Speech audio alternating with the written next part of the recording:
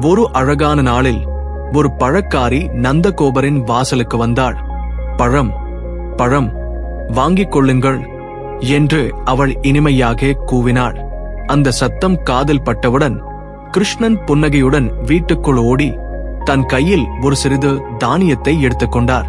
அதை இறுக்க பிடித்தபடி பழம் வாங்க அந்த பழக்காரியிடம் அவர் மகிழ்ச்சியுடன் சென்றார். அந்த காலத்தில் கொடுக்கல் வாங்கல் என்பது பண்டமாற்று முறையில்தான் நடந்து வந்தது. குழந்தை கிருஷ்ணர் தன் தாய் தந்தையர் பொருட்களை ஒருவருக்கு ஒருவர் மாற்றிக் கொள்வதை கவனமாக பார்த்திருந்தார். அதை மனதில் வைத்திருந்த அவர் அதே முறையில் நானும் செய்ய வேண்டும் என்ற ஆசையுடன் அந்த பண்ட மாற்றத்தை முயற்சிக்க முனைந்தார். குழந்தை கிருஷ்ணரின் சிறிய குட்டி கைகளில் தானியங்களை பிடிக்க முடியாமல் சில தானியங்கள் கீழே சிதறின. அதை பார்த்த பழக்காரி கிருஷ்ணரின் அழகான முகத்தை கண்டு மனம் உருகி போனாள். அவர் கையில் இருந்த தானியம் எவ்வளவு என்பது பற்றி யோசிக்கவே இல்லை. மாறாக அன்பு நிறைந்த புன்னகையுடன் கை நிறைய நல்ல பழங்களை கிருஷ்ணருக்கு கொடுத்தாள்.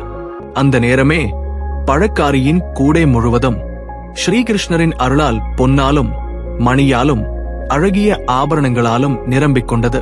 அன்பும் பாசமும் கலந்த மனதோடு கொடுத்த சில பழங்களுக்கு பகவான் கிருஷ்ணர் அளவற்ற செல்வத்தை அருளி அவளை அனுகிரகித்தார்.